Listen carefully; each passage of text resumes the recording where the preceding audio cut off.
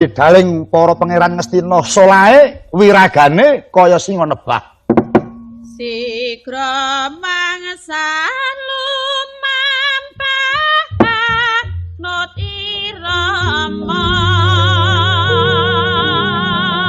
keter tambur dendeng nyang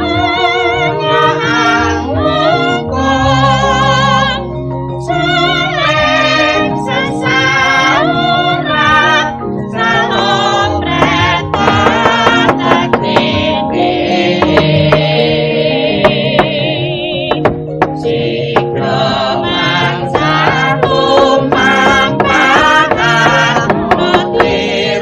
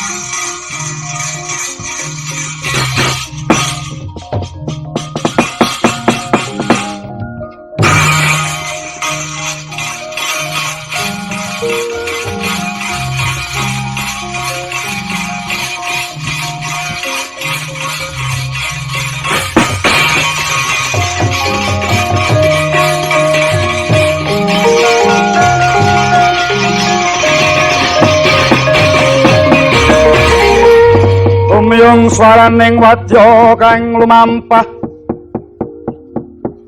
kumpuh sajuru-juru hatata tancaruk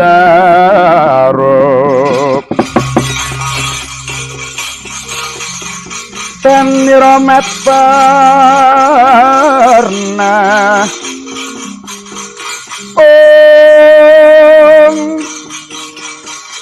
swata nyuweng bending ngungkung sang swata minangka dudu ing palakaswa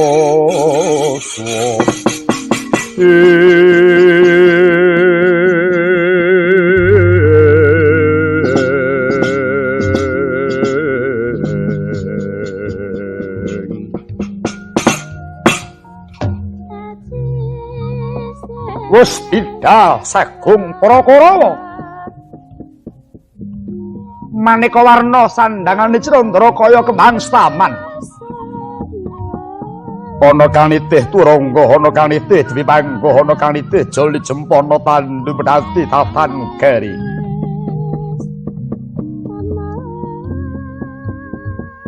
Sunigek ingkang lumawat nengna kang cirocap ing mangke datan kaya kang pangaglah mungging alun-alun. Hanengih menika kawarnane titian ngawangga warna rata Gutaka bala sinangun-angun pagedhongan pangirit kuda sakembaran.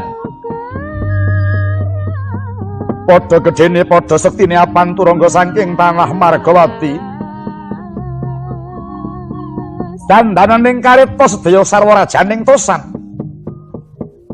Katitik pancatan wesi mangambal paku janur wesi pulo sarani inden wesi balitung wengkuning roda wesi mangangkang laring roda kayu cendana garu rasa mala mila yen kinal lumaksana mrik gandaning rata kaya piniprayangan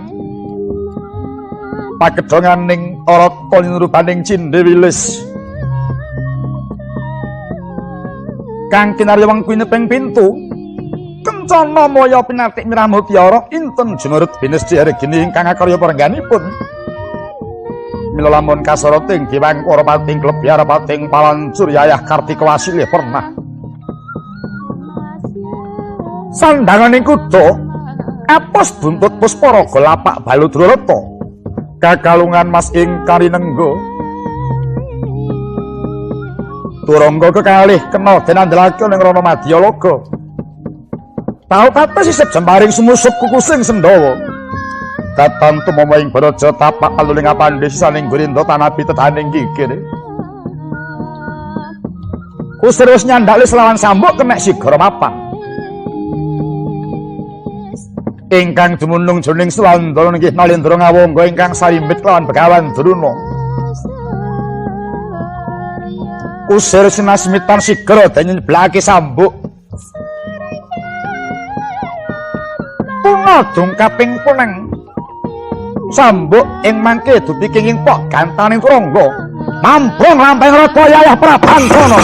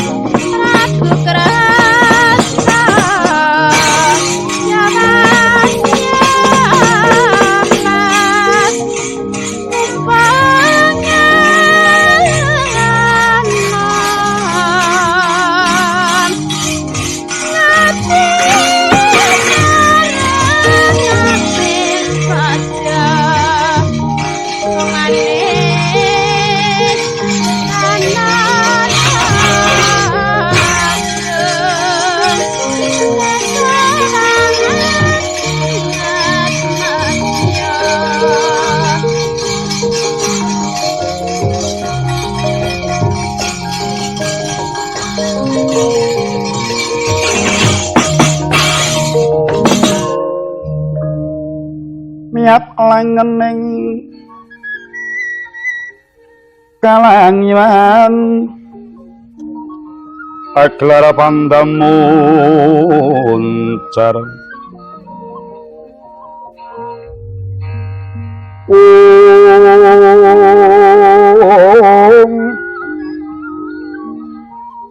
tinlon lir kekonang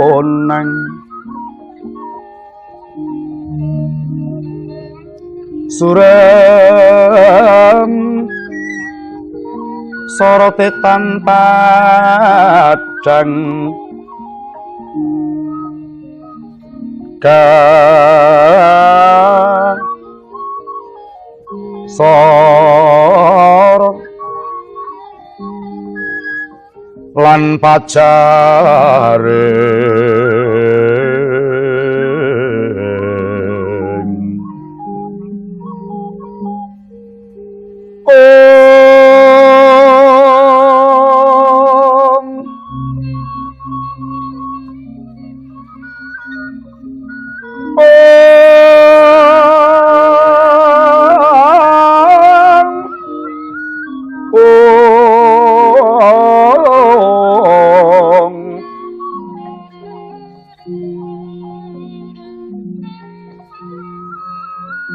Purna menggekono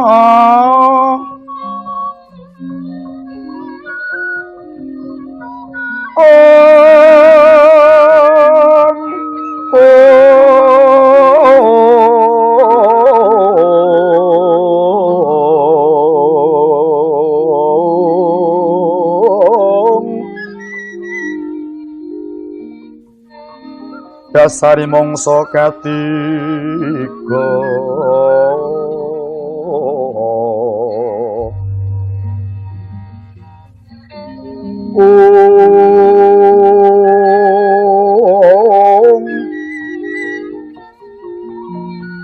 Himohanaweng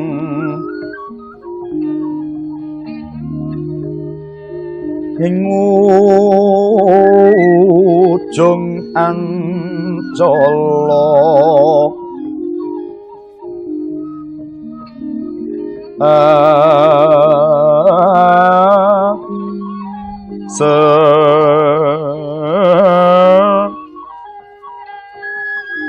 nen karya wigena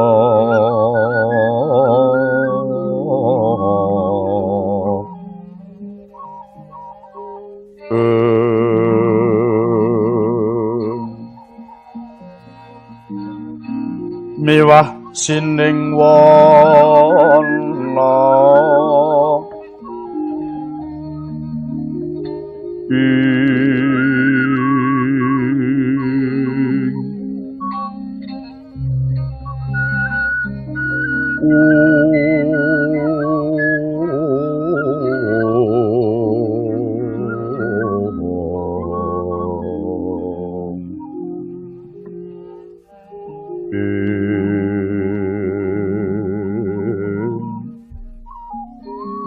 Waraksa gung tinuno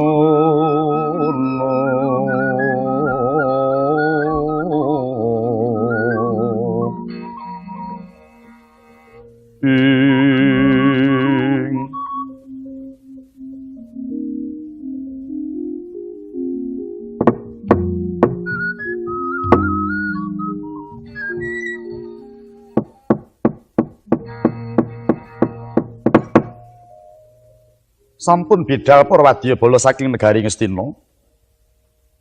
Akeh ing jalma miyatan nampa wilangan Cinandra kaya sulung harebut marga. Maneka warni busanane Cinandra kaya puspita panjrah. Parandene datan lali marang golongan dewi-dewi.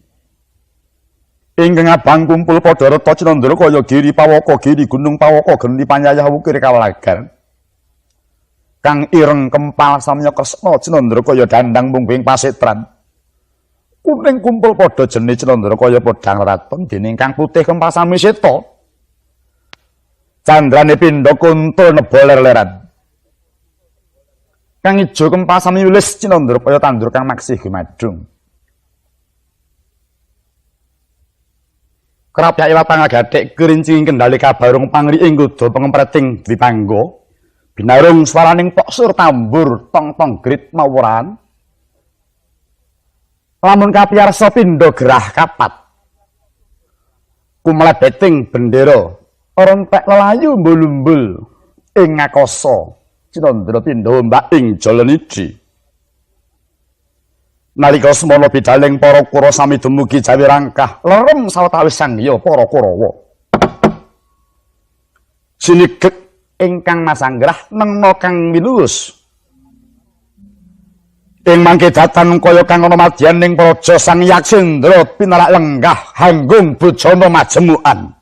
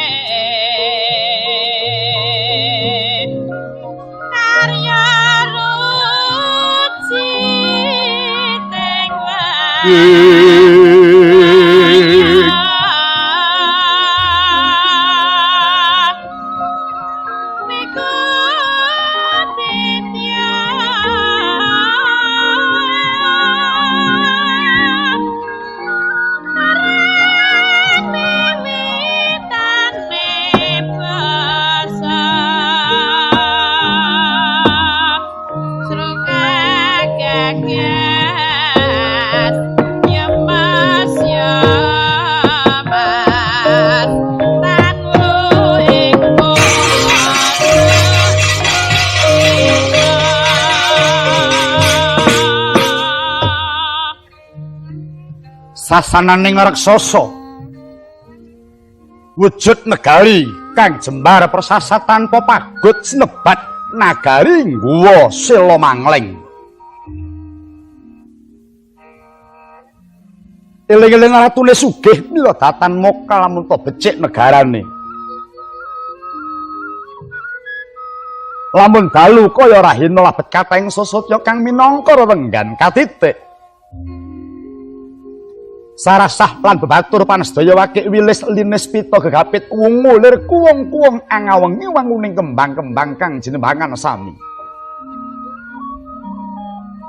Pinetha saponta-ponta pepantane sarwa-sari pepetane pinatut anu tepi mangepet-apit pinintos papan-papan. Papane tarutine sinusun sepasang-pasang pasange gapura pucak jemurut sacengkir gedene. Saking mandrewange kuwung-kuwung nawung wilis lir teja ngemu sudama renyep-renyep katingal asri madyaning nagari Guwa Silomangling. sak negara kabeh isine buta. Ratune buta, patihe buta, wadya balane buta, kawulane desa ngadesa uga buta. Pamong dusun kabeh buta, lurahe buta, carike buta, modine buta. Bayane buta, RT-ne buta. Yen ana tontonan kabeh tontonan buta. Ketoprak-ketoprak buta, ben-ben buta, dangdut-dangdut buta, cokean-cokean buta. Yen ana sing wayangan kabeh wayange buta. Yagane ya buta. Pesindene ya buta wedok. Mung galange sing kulina buta.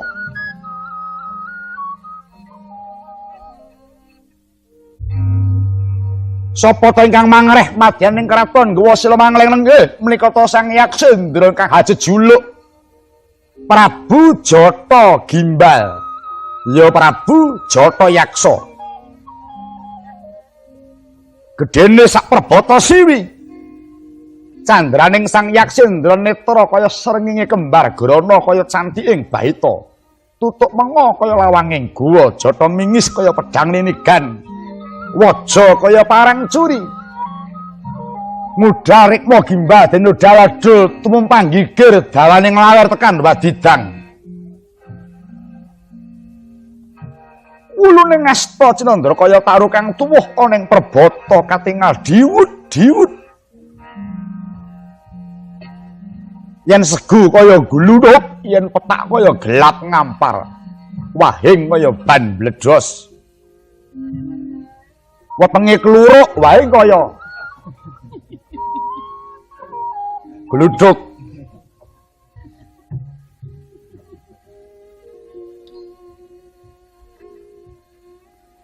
Nalika lenggah Sang Yaksendra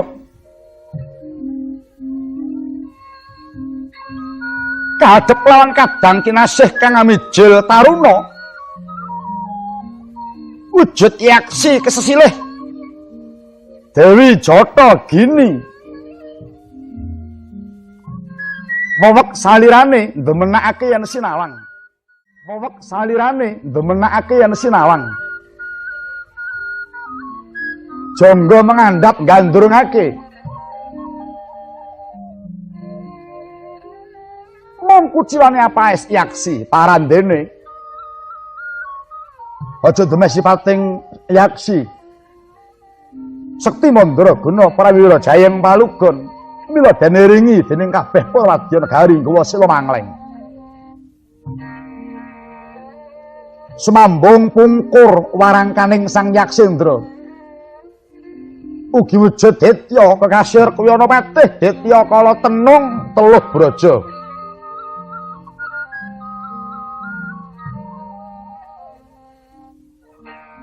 Labet saged ngerangkani dhateng Ratu Gusti Mila Hanggung cinaket kelawan Sang Yaksendra.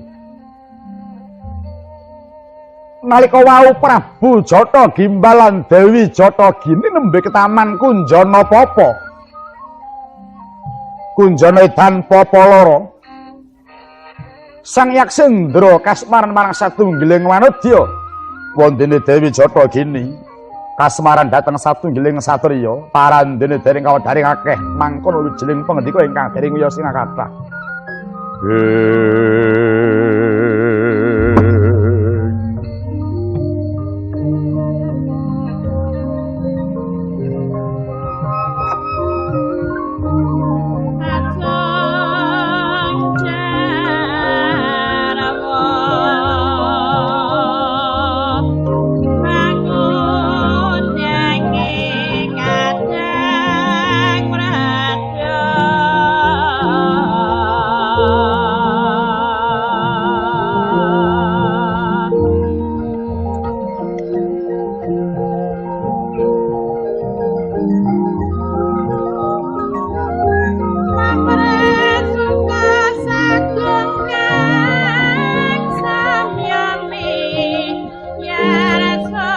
Putra Pandhawa tata Katiwisaya Indriyaksa Sara Maruta Pawana Pana Margana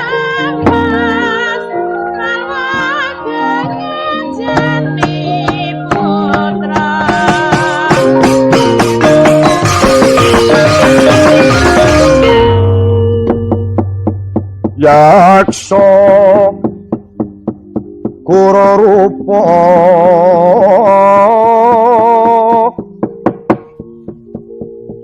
Risedeng Narendra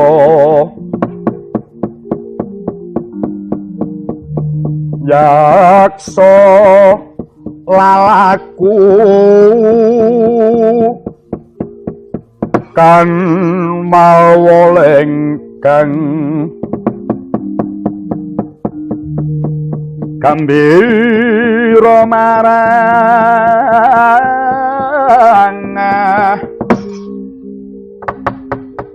hangis siyong metu Prabawa Kura nabalian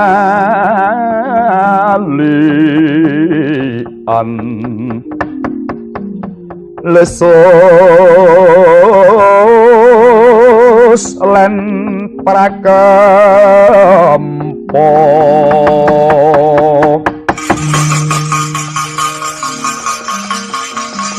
Setya turpa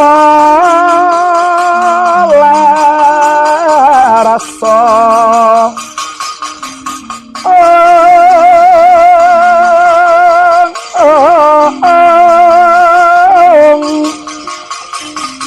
mereh coronaning lawan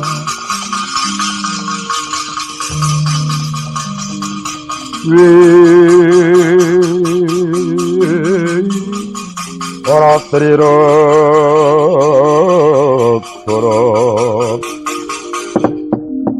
yo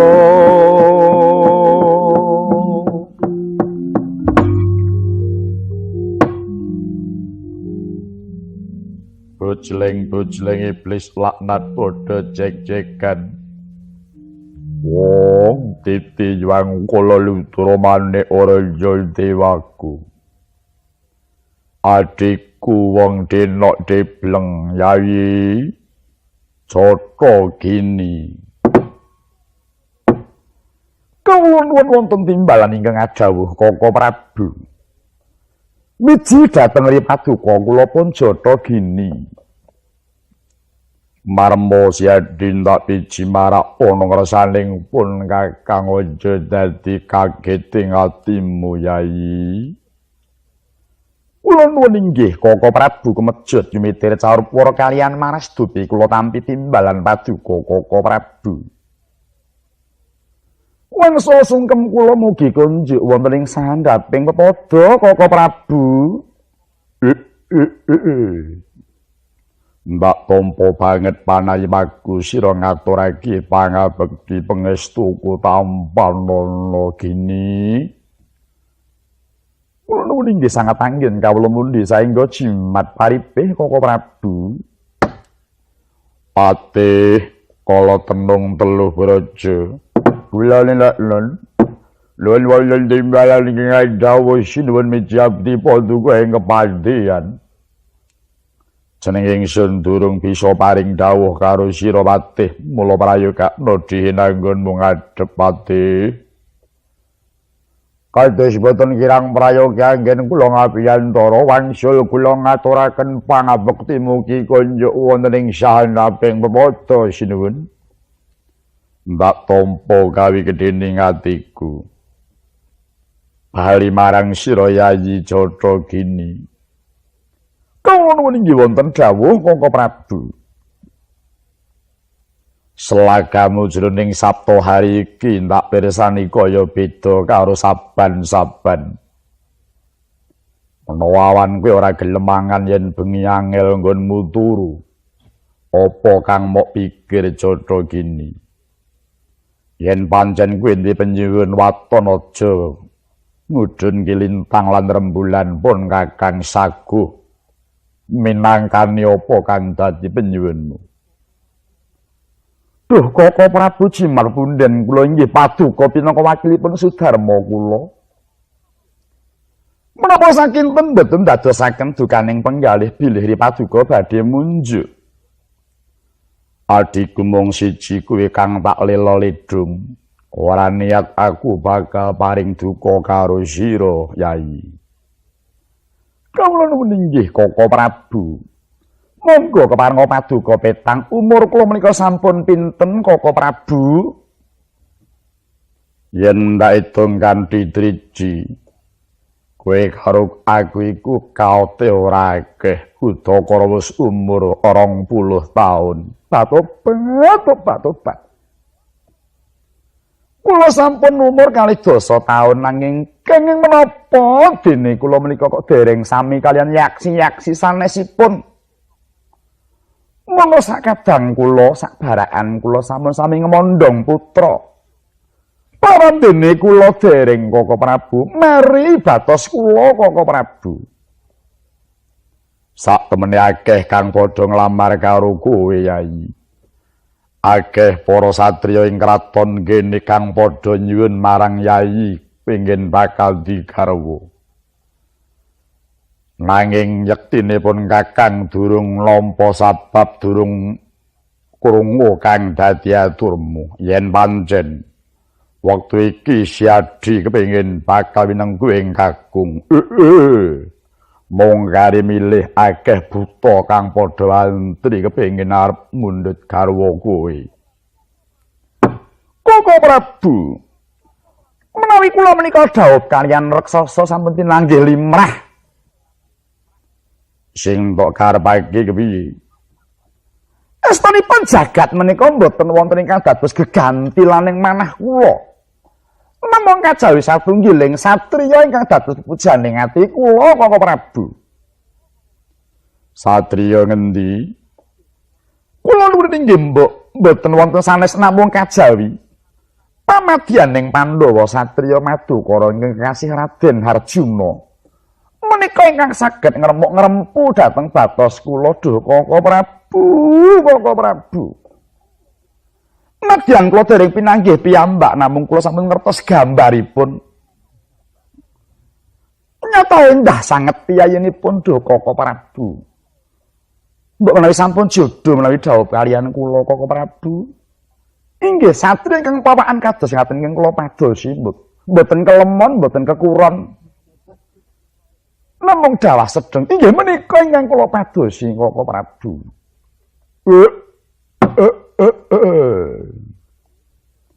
Adhiku. Dadi wektu iki sira kasemaran karo pamadyaning Pandhawa kang kekasih Raden Harjuna. Kawula nuwun inggih Koko Prabu. Yen ngono bakal melangkah saka jodho tali mangsa ning ya wis ora dadi apa. Yen pancen iku sing dadi antepmu pun Kakang ora bakal nyuwalani. Nanging rak ya saru dinuluhe ngatasi sira iku wadon kok arep nglamar wong lanang. Wong wadon iku lumbung paribasane ana ya ditampa ora ana cukup meneng. Kula selak mboten kiyat Koko Prabu. Menawi kula sare miring ketingal wonten tembok Raden Janaka. Menawi kula tilem lemah ketingal wonten ngusuk. Menawi kula menika mengkurep duh Koko Prabu lambah-lambah madyaning. Duh Koko Prabu. Kepeksa kula nyuwun dipun lamaraken kaliyan Raden Janaka Koko Prabu. Menawi ngantos boten kelampahan palakrama pikantuk Raden Janaka, wong kula boten palakrama selaminipun Koko Prabu. Inggih kathah tiyang badhe nglamar kula. Kathah panunggilanipun nanging kula boten purun. Menapa kok piyambakipun? Jane ya ana menungsa sing nglamar kuwi. Wonten namung kula tulak sedaya. Kula mboten sudi ngladosi. Kula mboten menika nggih wonten yoga ingkang dateng. Badhe nglamar kula gek pira kayane kok arep nglamar aku tobat. Sak temene kaceke ora sarambut karo aku, Yai. Nadyan aku iki buta ning temene aku iki ya moh yen rabi entuk yaksi. Jadi ngerti yen wektu iki aku uga isih Joko. Nuwun inggih. Lajeng keparing ngados pundi? Kula rumiyin apa paduka rumiyin? Yen kowe dhisik jeneng nglangkahi wong tuwa kuwi ora apik. Prayogane aku dhisik. Kepengin badhe palakrama? Iya, semene wis ana wong wadon sing dadi careming atiku, Yai. Sinten Koko Prabu? Putri saka ing laladan Madura. Atmajaning Prabu Basudewa kadang Yana Ratu Ndarawati. Jenenge Dewi Wara Sembadra kuwi sing tak karepake. Nyuwun kepareng kula munjuk atur sinuwun. Paturapa patih. Menawi boten klentu pemireng kula bilih Wara Sembadra menika sampun dados garwanipun Raden Janaka. Wis ora perawan maneh. Inggih boten ketingal gelung malang pupur lamat. Gandeng wis dadi antepku nadyan wis duwe bojo tetep bakal tak karepake. Dina iki aku arep ngatonake marang kasatriyanku. Aku arep ketemu karo sing jenenge Raden Janaka. Wara Sembadra tak jaluk pinangka dadi prameswari Guwa Sila Mangleng kene. Yen to nganti Janaka ora nglilani, tak untapake menyang ayunan nyawane Janaka. Lah kula terus kados pundi? Jotho gini, ayo kuwi nunggalo karep kaya pun Kakang, nunggal aku kaya pun Kakang. Dina iki Jotho gini ngatonana marang jiwaning kasatriyan munadyan sira ing wadon. Tumuling kaperpekana sing jenenge Wara Sembadra jaluken Raden Janaka. Yen to Sembadra ora ngaturake mangsa Bathara Purbawasisa tak pasrahake kowe. Menawi Sembadra mboten ngilani mesti kula pejahi. Lah aku piye nek Sembadra mok pateni wong kuwi arep tak karepake. Prayogane ayo bebarengan lumaku kawruhipun Kakang ditembung kanthi aris dina iki.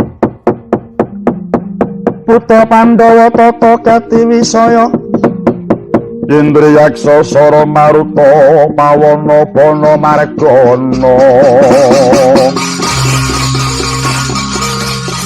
Samirana lan warayang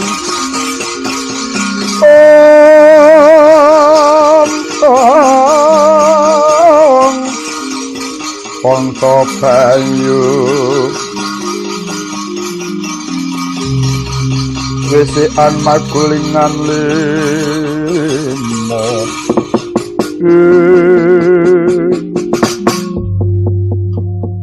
Patih Tenung Teluh Braja kula lan wonten dawuh parintah Wadya Raksasa nderek budhaling sun goleki marang Raden Janaka Terwaca timbalan Padukendra kemarang Punadi nyuwun matal pasian dawuhaken para Wadya Raksasa ya aja kaya bocah cilik nggon wandhawake patih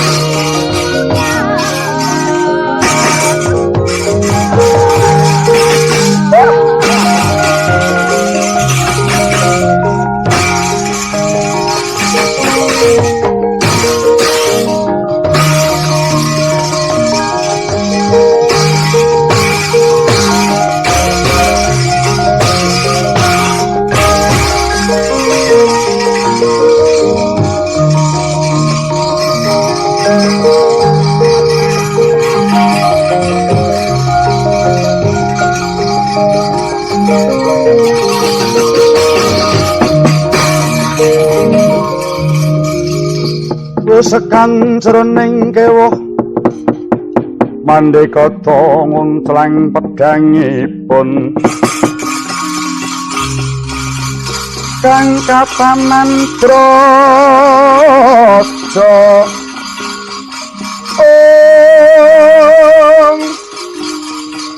temah pegang lalis durak maneng karek gumuruh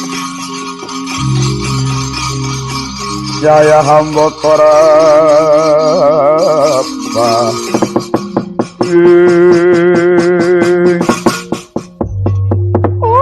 adalah Wejleng iblis laknat padha kucikan wong titi yang lutur manik raja dewaka hainya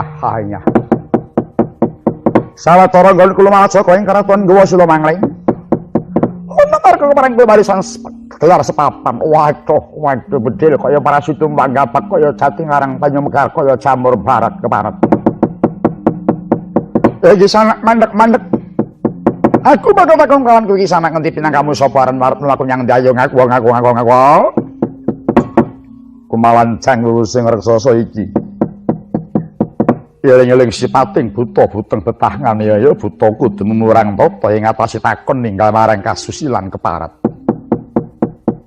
menawa tambuh marang aku balik genti pitakon sapa prajek kamu ngendi dangam waduh lumu kesosor pasane keparat ditakon diturun plekon junjung dongko nadyan aku buta ora mledak saka kayu watu aku buta cek kalung samber bangkatku mantri ordenas aranku Detya Kala Salukat Katut Barat Detya Kala Salukat Katut Barat iya nadyan kowe sapa ki sanak muri saka ing praja Ngastina gegamaning sinuwun Prabu Duryudana satriya pedhanyangan Bambang Suwatama aranku Bambang Suwatama ya dasar kepara nyata buta sabrang temeka kene durung gewang layang sadurunge arep lumaku menyang endi aja temampuh marang laku kayu semikir bakal tak gawe liwat ora kena mbajut prawurung bakal nglakokake dom sumuruping banyu waktu gede susanamu apa abamu aweh macut ora lewu utawa dipaksa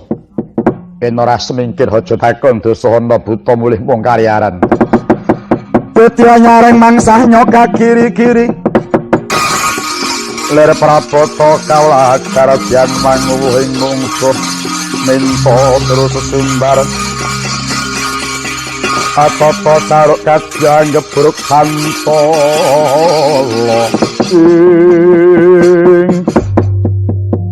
wanita ning karaku apa kang tak wedeni kapara ngarsa candak sampeyan perbatang gumrutut balungmu ora minggat abur mestakamu tanding karo Swatama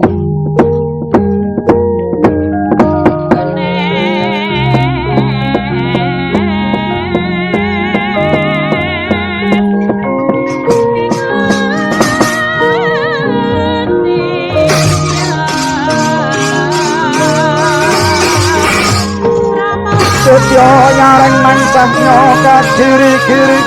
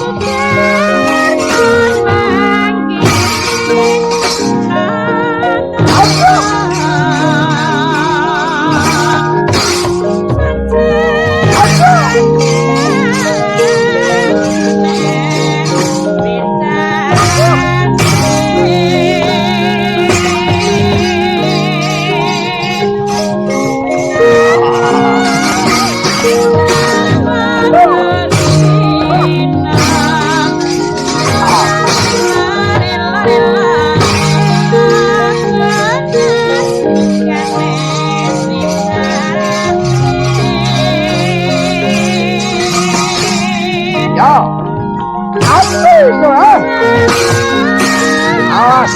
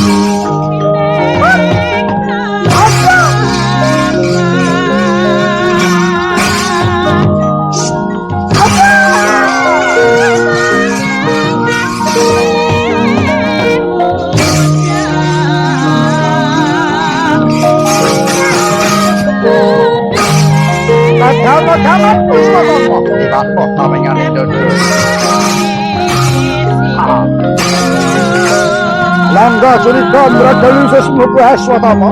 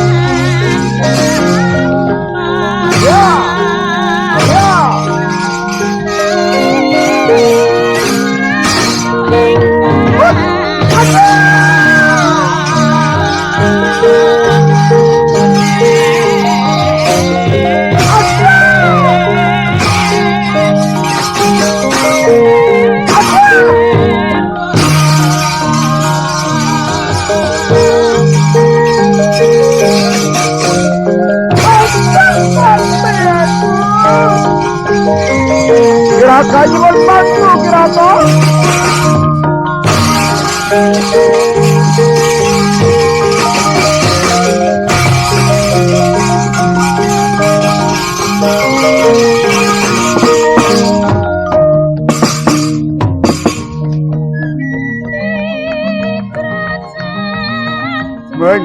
Mundoida tak tena canggih dewe kepalan. Mundoida tak tena canggih dewe kepalan.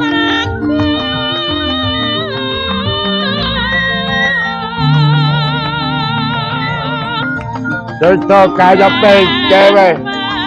Adikku kalah tanding kaya penculik Ngastina. Amuk saya melata. Amuk sebutan aku ha.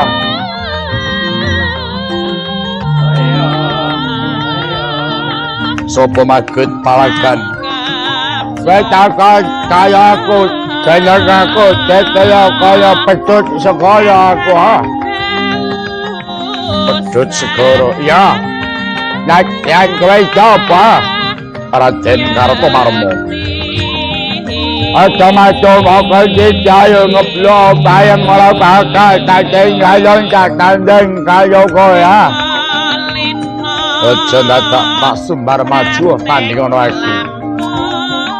Orang mati kulit saya foto tak tandak gelundungi memedati jelepong kowe ha. Dadi sawayang-wayang kuwandamu kowe ha.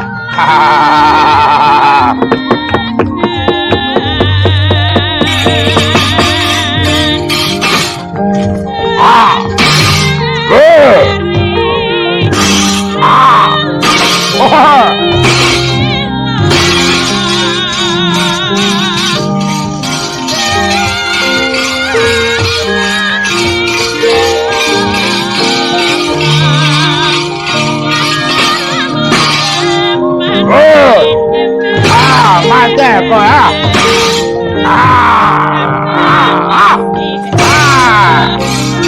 Mate kowe ah.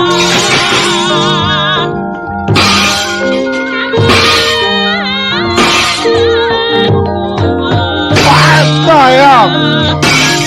What? Sayang.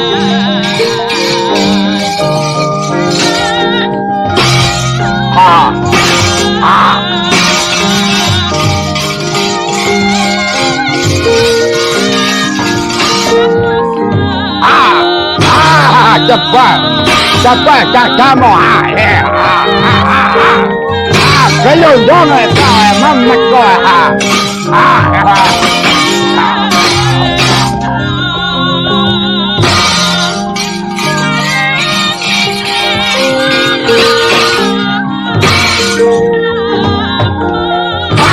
sayang sayang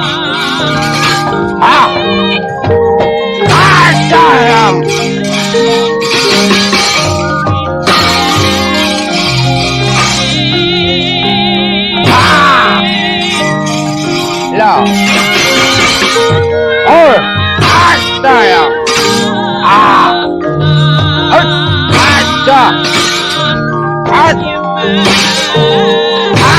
sayang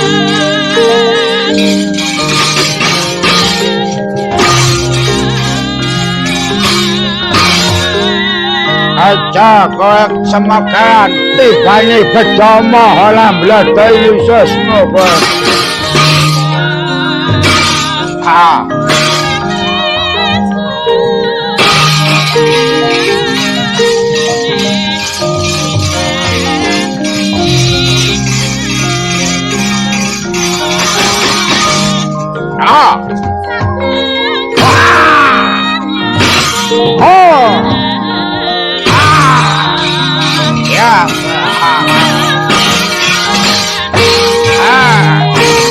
Tamanku